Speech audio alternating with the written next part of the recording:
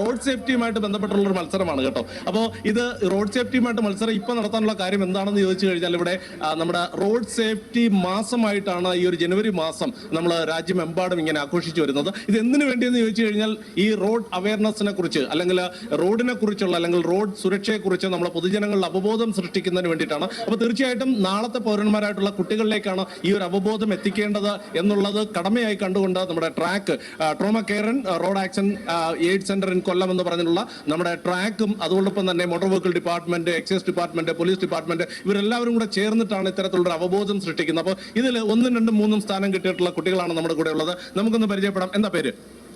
നമസ്കാരം, എൻ്റെ പേര് നക്ഷത്ര അജയ്. ഞാൻ മന്ന മെമ്മോറിയൽ സ്കൂളിൽ 11th പഠിക്കുന്നത്. എൻ്റെ പേര് നമിയ. ഞാൻ മന്ന മെമ്മോറിയൽ സ്കൂളിൽ +1 സ്റ്റുഡന്റ് ആണ്. അപ്പൊ നിങ്ങൾക്ക് രണ്ടുപേർക്കാണ് ഫസ്റ്റ് കിട്ടിയിരിക്കുന്നത് അല്ലേ? അതെ. ഓക്കെ, അടുത്ത സെക്കൻഡ് കിട്ടിയാരാണ്? എൻ്റെ പേര് കാർത്തിക് എന്നാണ്. മന്ന മെമ്മോറിയൽ സ്കൂളിൽ തന്നെയാണ് പഠിക്കുന്നത്, 9th. എൻ്റെ പേര് അജൽ ശ്രീകുമാർ. ഞാൻ മന്ന മെമ്മോറിയൽ സ്കൂളിൽ 9th സ്റ്റാൻഡേർഡ് ആണ്. എൻ്റെ പേര് ഗംഗ. ഞാൻ മന്ന മെമ്മോറിയൽ റെസിഡൻഷ്യൽ പബ്ലിക് സ്കൂളിലെ +1 വിദ്യാർത്ഥിനിയാണ്. എൻ്റെ പേര് അമൃത. ഞാനും മന്ന മെമ്മോറിയൽ റെസിഡൻഷ്യൽ പബ്ലിക് സ്കൂൾ വാളത്തുങ്കലിലാണ് പഠിക്കുന്നത്, +1 വിദ്യാർത്ഥിയാണ്. അപ്പോൾ ശരിക്കും പറഞ്ഞാൽ ഇവിടെ ഒരുപാട് സ്കൂളുകൾ ഉണ്ടായിരുന്നെങ്കിൽ പോലും ഫസ്റ്റും സെക്കൻഡും തേർഡും എല്ലാം നിങ്ങളുടെ സ്കൂളിൽ തന്നെയാണ് കിട്ടിയത് അല്ലേ? അതെ. ഓക്കെ, അപ്പൊ ഫസ്റ്റ് കിട്ടിയെന്ന നിലയിൽ എന്ത് തോന്നുന്നുണ്ട്? വളരെ സന്തോഷവും അഭിമാനവും തോന്നി. അപ്പൊ ഇതൊക്കെ മേടിച്ചിട്ട് ഈ ഫസ്റ്റിന്റെ ട്രോഫി ഒക്കെ മേടിച്ചിട്ട് സ്കൂളിലോട്ട് ചെല്ലുമ്പോൾ ഒരു സീൻ ഒന്ന് ആലോചിച്ച് നോക്കിയിട്ടുണ്ടോ? എല്ലാവരും പ്രശംസിക്കും, അഭിമാനം അങ്ങനത്തോടെ ഞങ്ങൾ സ്കൂളിന് തന്നെ ഒരു അഭിമാനമായി മാറും ഞങ്ങൾ 3 പേര്. അപ്പൊ നാളെ രാവിലെ അസംബ്ലിയിലൊക്കെ ഇതുമായിട്ട് ഈ ട്രോഫി ഒക്കെ ആയിട്ട് നിൽക്കുന്ന സീൻ ഇപ്പോഴേ ഇമാജിൻ ചെയ്ത് തുടങ്ങിയോ? ചെറുതായിട്ട്. ഓക്കെ, അപ്പൊ നമ്മുടെ സെക്കൻഡ് മേടിച്ചിട്ടുള്ള അപ്പൊ എനിക്ക് വേറൊരു കാര്യം കൂടെ പറയാനുള്ളത് കേട്ടോ. നിങ്ങൾ 3 ഫസ്റ്റ് ടീം ഫസ്റ്റിനെ വിളിച്ചിട്ട് അടുത്തത് സെക്കൻഡിനെ വിളിക്കുന്നു, തേർഡിനെ വിളിക്കുന്നു. അതെല്ലാവരും മന്ന മെമ്മോറിയൽ എന്ന് പറയുമ്പോഴത്തേക്ക് തീർച്ചയായിട്ടും രാമേന്ദ്ര സാറിന് ഭയങ്കര സന്തോഷമാവും അല്ലേ? തീർച്ചയായിട്ടും.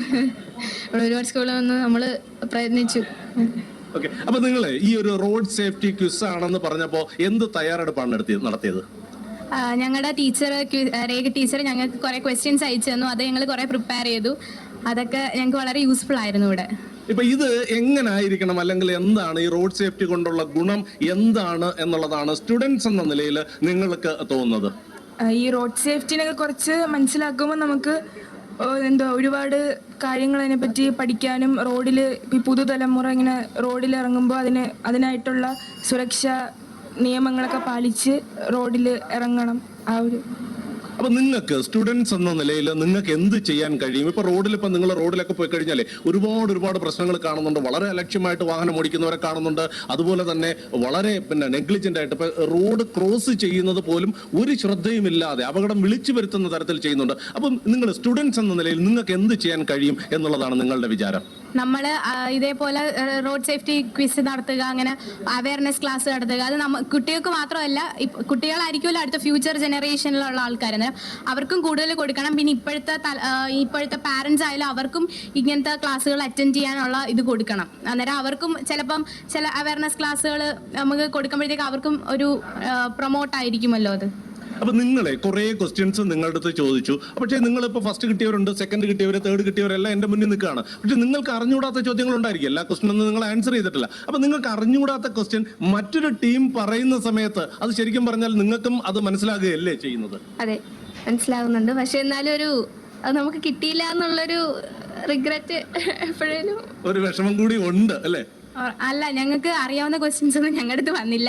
ഞങ്ങൾക്ക് അറിഞ്ഞുകൂടാത്ത ക്വസ്റ്റ്യൻസ് ഒക്കെ ഞങ്ങൾക്ക് വന്നിട്ടും ഉണ്ടായിരുന്നു. പക്ഷേ ഇത് നിങ്ങൾക്ക് ചെയ്യാൻ കഴിയുന്നത് ഈ ചോദ്യങ്ങളും ഉത്തരങ്ങളും അത് എങ്ങനെയാണ് പാലിക്കേണ്ടത് എന്നുള്ളതൊക്കെ നമ്മുടെ വീട്ടിൽ തന്നെ, അതായത് നമ്മുടെ പേരൻസിന് തന്നെ നമുക്ക് ഒരു അവയർനെസ് കൊടുക്കാൻ കഴിയുമെന്നുള്ളത് ഇതിൽ നിന്ന് കിട്ടിയൊരു പാഠമല്ലേ? ഉറപ്പായിട്ട് നമുക്ക് പാരന്റ്സിനും ഇത് നമുക്ക് അവരും എന്തെങ്കിലും റോഡ് സേഫ്റ്റി തെറ്റുകൾ ചെയ്യുകയാണെങ്കിൽ നമുക്ക് അതിനെ തെറ്റ് തിരുത്തി കൊടുക്കാൻ പറ്റും. ഓക്കെ, അപ്പൊ ഇതോടുകൂടി അല്ലെങ്കിൽ ഈ ഒരു സംഭവത്തോടു കൂടി ഇന്നത്തെ ഒരു ക്വിസ് കോമ്പറ്റീഷനിൽ പങ്കെടുത്ത വ്യക്തികൾ എന്ന നിലയിൽ നിങ്ങൾ തീർച്ചയായിട്ടും നിങ്ങളുടെ വീട്ടിലോ അല്ലെങ്കിൽ അടുത്ത വീട്ടിലോ ഒക്കെ നിങ്ങളുടെ ചേട്ടന്മാരോ അല്ലെങ്കിൽ നിങ്ങളുടെ സഹോദരങ്ങളോ അല്ലാതെ തന്നെ നിങ്ങളുടെ അങ്കിൾസ്, അതുപോലെ തന്നെ അച്ഛൻ, അമ്മ, ഇവരൊക്കെ സ്കൂട്ടർ, 2 വീലറൊക്കെ ഓടിക്കുമ്പോഴത്തേക്ക് ഹെൽമെറ്റ് ഇല്ലെങ്കിൽ ആദ്യം എന്താ ചെയ്യാൻ പോകുന്നത്? ഹെൽമെറ്റ് വെക്കാൻ പറയും.